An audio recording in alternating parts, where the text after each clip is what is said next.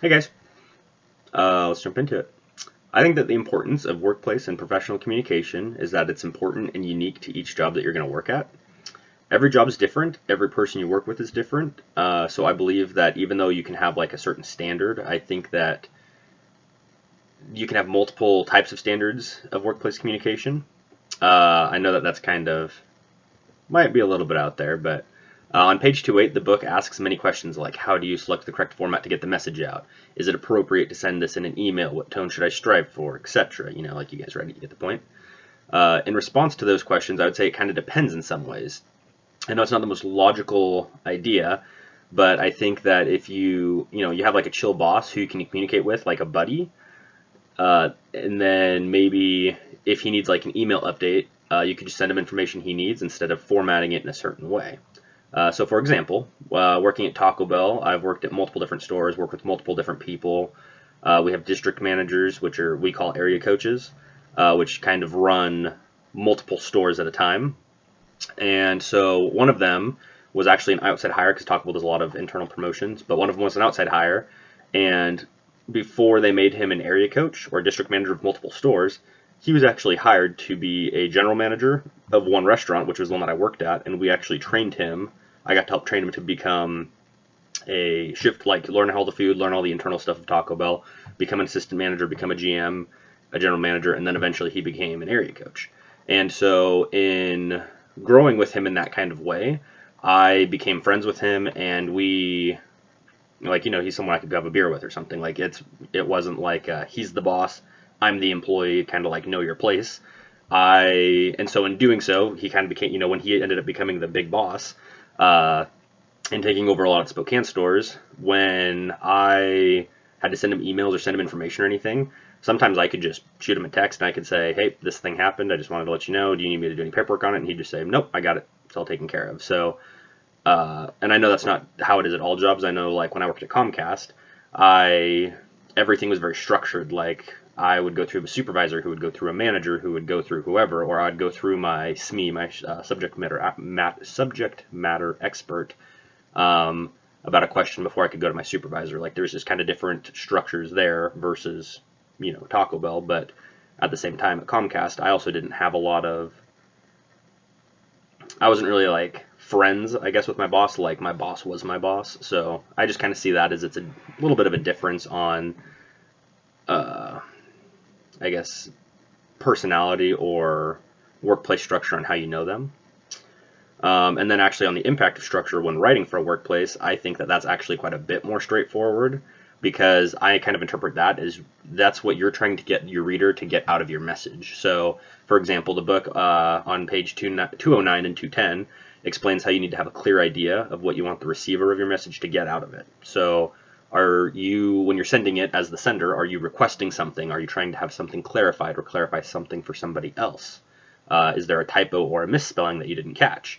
I think that, or did you type out a sentence that doesn't make sense? I think that if you don't do an outline of a message beforehand and then proofread it or kind of go through it, there's a lot of things that you can miss, or you haven't thought of like put all the details in, or put the attachment on there that you said you would. Like you can leave things out if you just type send without kind of doing an outline, kind of proofreading it, kind of looking for all the things that you might need.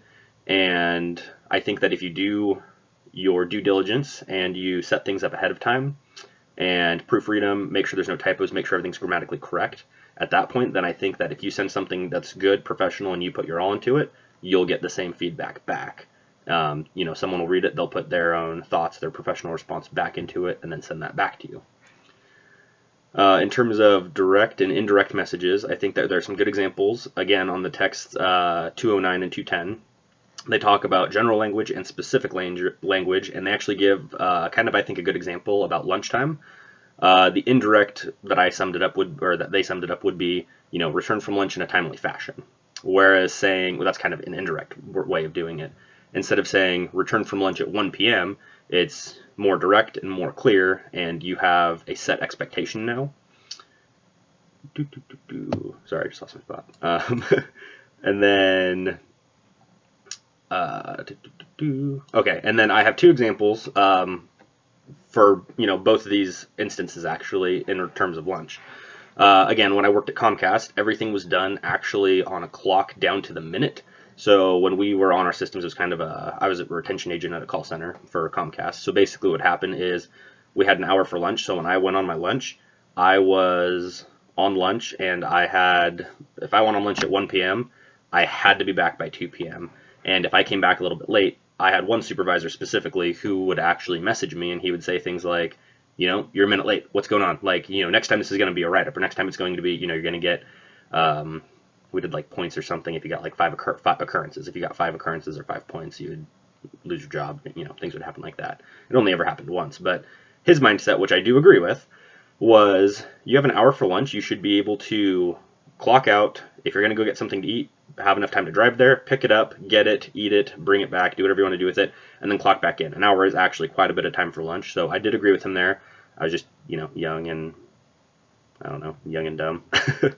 And then my current job, though, that I do for ESD is, I didn't really know how to like word this, so I kind of said it was like more on the honorary side. So we typically get 30 minutes for lunch, but my boss is super chill. If there's like if I'm going to Taco Bell, for instance, and there's a huge line there, and it takes me 20 minutes to get through the drive-through, and then by the time I get back, I'm just starting to eat, and I end up taking 45 minutes for lunch.